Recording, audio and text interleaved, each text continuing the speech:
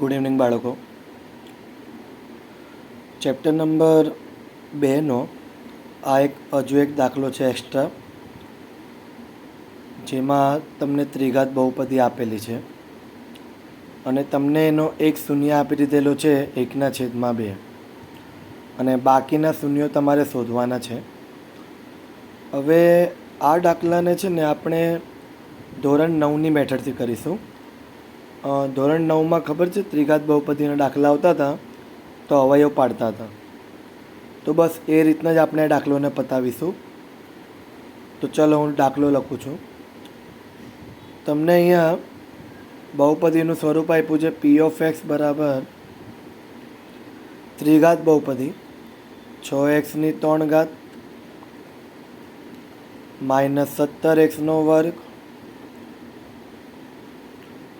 Plus 15x minus 4. ચલો, ત્રિઘાત બહુપદીના અવયવ પાડવાના આવે એટલે આપણે એક રીત કરતા હતા. એકી પદો બરાબર, આ તમારા એકી પદો કહેવાય, અને બેકી પદો બંનેનો સરવાળો કરવાનો. અને નિયમ એવો હતો કે જો સરવાળો સમાન થાય ને તો એનો એક અવયવ x+1 થાય, અને જો સરવાળો શૂન્ય થાય ને તો એનો એક અવયવ x-1 થાય. આવું આપણે ધોરણ 9માં ભણતા હતા, બરાબર. તો બસ એ જ રીત અપનાવીશું. ચલો, 6+15, યાદ રાખજો સહગુણકોનો સરવાળો કરવાનો. એકી પદો અને બેકી પદો ના સહગુણકોનો સરવાળો કરવાનો. જો સમાન થાય તો x+1 અને જો શૂન્ય થાય તો x-1.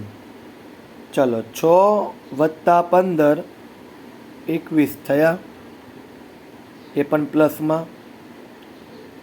+6 ને +15 +21 અને -17 અને -4 એટલે -21 થઈ જાય. -17 ને -4 એટલે -21. હવે આ બંને સંખ્યાનો સરવાળો કરીએ તો +21 અને -21 શું થઈ જાય? 0 થઈ જાય. નેગેટિવ પોઝિટિવ ઉડી જાય. +21 -21 એટલે શૂન્ય આવી ગયો. તો બોલો, એનો એક અવયવ તમારી પાસે શું આવ્યો? x-1. તો ચલો, સૌથી પહેલાં હું સ્ટેટમેન્ટ લખું છું કે આપેલ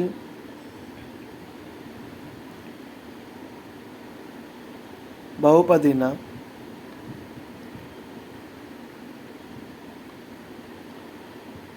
એકી પદો અને બેકી પદોના સહગુણકોનો સરવાળો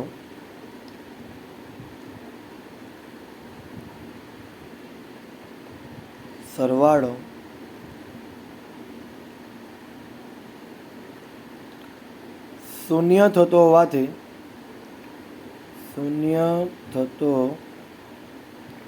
હોવાથી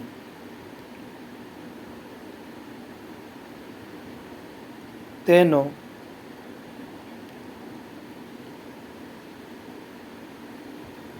એક અવયવ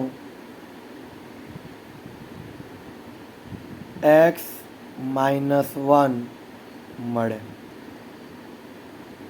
ચલો, આવું સ્ટેટમેન્ટ મારી દીધું. હવે જે તમને એક અવયવ મળે ને એને આપણે 0 સાથે સરખાવીએ. તો x-1 બરાબર 0.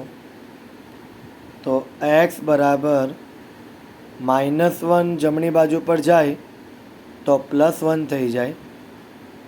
તો તમને x બરાબર મળી ગયો 1. હવે આપણે જે ત્રિઘાત બહુપદી છે ને એના વ્યાપક સ્વરૂપને લખીએ. x3 એક્સની 2 ઘાત, એક્સ અને અચળ પદ, બરાબર.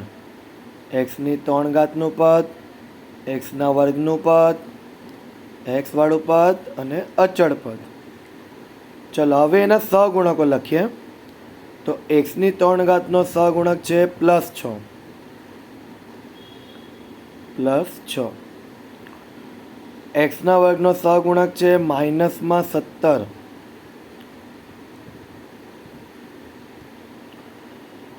એક્સનો સહગુણક છે +15,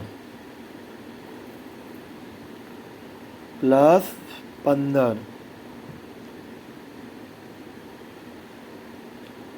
અચળ પદ છે -4.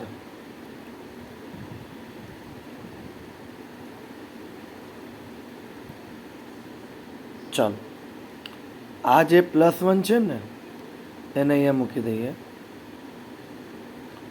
અને હવે +6 નીચે આપણે પ્રેમથી 0 મૂકી દેવાનો. શું કરવાનું? પ્રેમથી 0 મૂકી દેવાનો. અને કોઈ પણ સંખ્યા હોય હંમેશા એના નીચે શું મૂકી દો? અહીંયા 0 મૂકી દેવાનું. આ પદ્ધતિને ખાટલી પદ્ધતિ કહેવાય, જે ધોરણ 9માં મોસ્ટ ઓફ ટીચર યુઝ કરતા હોય છે. ચાલો +6 અને +0, બોલો 6 + 0 કેટલા થાય? 6 થાય. હવે આ 6નો ગુણાકાર અહીંયાના 1 સાથે કરીશું. બોલો 6 એકા 6, 6 એકા 6. હવે આ જે 6 આવ્યો એટલે તમારો પ્લસમાં કહેવાય. આગળ ચિહ્ન મૂકો તો પણ ચાલે, નહીં મૂકો તો પણ ચાલે. ચલો -17 અને +6 એટલે જવાબ આવશે -11. કેટલા આવશે? -11. -11નો ગુણાકાર 1 સાથે કરું તો -11 આવે. ચલો +15 અને -11 એટલે થઈ જશે +4, બરાબર. +15 -11 +4. ચલો 4 એકા 4. આ પ્લસમાં છે તો પ્લસ મૂકી દો. બોલો -4 +4 0 થઈ જાય. -4 +4 0 થઈ જાય. અને યાદ રાખજો આ વાળું પદ તમારો શૂન્ય થવો જ જોઈએ, જેને આપણે શેષ કહીએ. યાદ રાખજો આ વાળું પદ તમારે શું થવું જોઈએ? શેષ શૂન્ય થવો જ જોઈએ. જો શૂન્ય ના થાય તો તમારો દાખલો ખોટો પડી જાય. ઓકે, ચલો હવે 0ની આગળવાળું જે પદ આવે ને એ તમારો બની જશે અહીંયા હવે અચળ પદ બની જાય. શું બની જાય? અચળ પદ. ઊંધેથી ચાલુ કરવાનું, બરાબર. જે 4 છે એ તમારો અચળ પદ. ત્યાર પછી -11 છે, -11 છે એ તમારો બની જાય એક્સનો સહગુણક. એ શું બની જાય? તમારો એક્સનો સહગુણક. અને આ જે +6 છે એ તમારો બની જાય એક્સના વર્ગનો સહગુણક.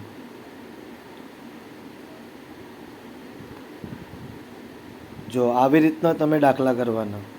ઓકે, છેલ્લેથી 4 બને અચળ પદ, -11 એક્સનો સહગુણક, 6 તમારો એક્સના વર્ગનો સહગુણક. હવે શરૂઆત કરીએ આપણે છેલ્લા પદ તરફ જઈએ છીએ. હવે ચાલો તો તમારો બહુપદીનું સ્વરૂપ એટલે ત્રિઘાત બહુપદી 6x3 -17x² +15x -4, બરાબર. ચલો તમને એક અવયવ શું મળ્યો છે?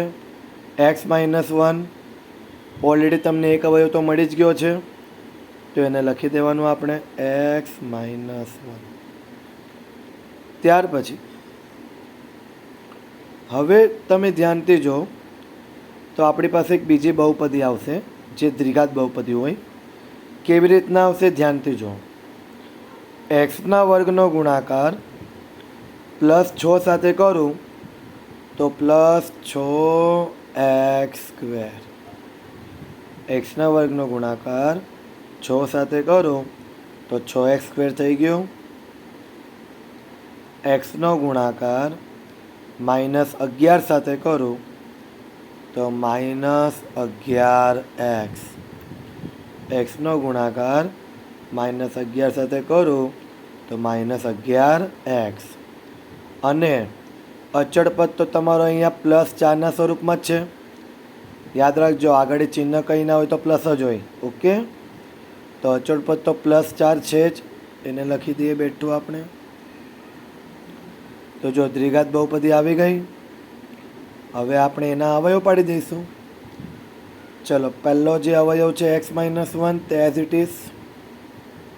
ચલો હવે આ દ્વિઘાત બહુપદીના આપણે અવયવ પાડીએ. 6 ચોક 24. 24ના એવા ભાગ પાડો કે -11 આવે. તો વિચારો, 6 ચોક 24માં 11 આવે તેવું પદ. તો કે 8 ટાલી 24 થઈ જાય. અહીંયા માઇનસ છે તો મોટા પદને ચિહ્ન લગાવી દઈશું આગળ. 8 અને 3માં જે મોટું પદ હોય એની આગળ આ માઇનસનું ચિહ્ન લગાવી દેવાનું. તો મેં 8ની આગળ માઇનસ લગાવી દીધું. હવે વિચારવાનું કે -8માં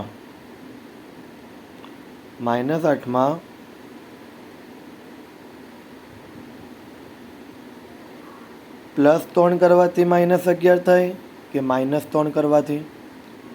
તો કે -3 કરવાથી. ચાલો, પ્રથમ પદ બેઠું આવશે 6x². આ -11x છે એની જગ્યાએ હવે તમારું આ પદ લખવાનું આવશે અને ચલ તરીકે પછાડી x લગાવવાનું. તો -8x -3x +4. ચાલો, x -1 તો તમારું પદ છે જ ઓલરેડી, બબ્બેની પેર. 6ના ઘડિયામાં 8 નહીં આવે, 8ના ઘડિયામાં 6 નહીં આવે. પણ તમને ખબર જ છે કે 6 અને 8 એ 3ના ઘડિયામાં આવે. સોરી, આપણે 2ના ઘડિયામાં. 2 તાલી 6 અને 2 ચોક 8. અગેન કહું છું, 6 અને 8 એ તમારા 2ના ઘડિયામાં આવે. તો આપણે 2ને કોમન કાઢીશું. xની 2 ઘાત છે અને xની 1 ઘાત છે. તો xની 1 ઘાત બહાર આવી જશે, જે નાની ઘાતવાળું પદ હોય તે. તો હવે 2ના ઘડિયામાં 6 એટલે 2 તાલી 6.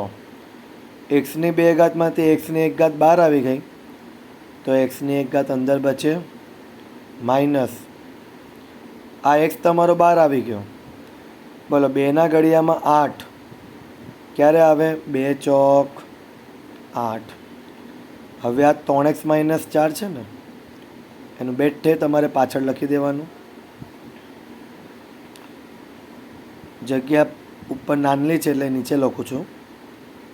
હવે અહીંયા તમે ધ્યાનથી જો માઇનસ છે તો આપણે માઇનસ મૂકી દઈએ. અને હવે વિચારો, 3xને કેટલા વડે ગુણવાથી 3x થાય? તો કે 1 વડે ગુણવાથી. તો x -1 મોટા કૌંસમાં કોમન પદ શું છે? 3x -4. 3x -4 એને એકવાર લખી નાખો. બાકી રહેલું પદ તો કે 2x -1. ચલો હવે આને કૌંસમાં કાઢી નાખીએ. અને યાદ રાખજો, જ્યારે પણ તમે કોઈ બહુપદી લખો ને તો એના બરાબરની આગળ કંઈ ના હોય ને તો 0 લખી દેવાનું. શું લખી દેવાનું? 0. 0 એટલા માટે લખવાનું કેમ કે છેલ્લે આપણે એને સરખાવવાનું આવશે 0 સાથે. બરાબર? 9મા ધોરણમાં 0 નથી મૂકવામાં આવતું, પણ 10મા ધોરણમાં એટલા માટે મૂકવામાં આવે કેમ કે આપણે શૂન્ય શોધવાના હોય છે અને 9મા ધોરણમાં અવયવ શોધવાના હોય છે. ઓકે, એટલે 10મા ધોરણમાં તમારે 0 મૂકવું પડશે. ચાલો, કાઉન્સ કાઢીને બધા પદો લખી દઈએ. x - 1, 3x - 4, 2x - 1. હવે બધા પદોને 0 સાથે સરખાવી દઈએ. ચલો, બધા પદોને આપણે 0 સાથે સરખાવીએ.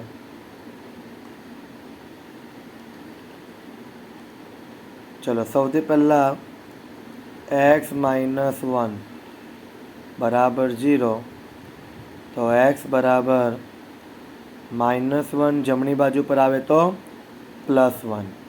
ચલો, આ તમારો પહેલો શૂન્ય x બરાબર 1 આવી ગયો. ત્યાર પછી બીજો શૂન્ય હવે 3x - 4 બરાબર 0 સરખાવો. 3x બરાબર -4 જમણી બાજુ પર જાય +4, તો x બરાબર ગુણાકારનો 3 છેદમાં જાય તો 4/3. તો આ તમને મળ્યો બીજો શૂન્ય. પહેલો શૂન્ય 1 મળી ગયો, બીજો શૂન્ય 4/3 મળી ગયો, અને હવે છેલ્લો શૂન્ય 2x - 1 બરાબર 0 સાથે સરખાવી દો. 2x બરાબર -1 જમણી બાજુ પર જાય તો +1, x બરાબર ગુણાકારનો 2 જશે છેદમાં તો 1/2. તો આ તમને મળી ગયો ત્રીજો શૂન્ય. હવે ધ્યાનથી જો, તમને રકમમાં 1/2 કહી દીધું છે, એટલે આપણો આ શૂન્ય તમારો આવી ગયો છે રકમમાં. તો બાકીના જે શૂન્ય વધ્યા એમાં કયા કયા વધ્યા? તો કે x બરાબર 1 અને x બરાબર 4/3. તો આ 2 શૂન્ય એ તમારો જવાબ બને. ઓકે, ચાલો.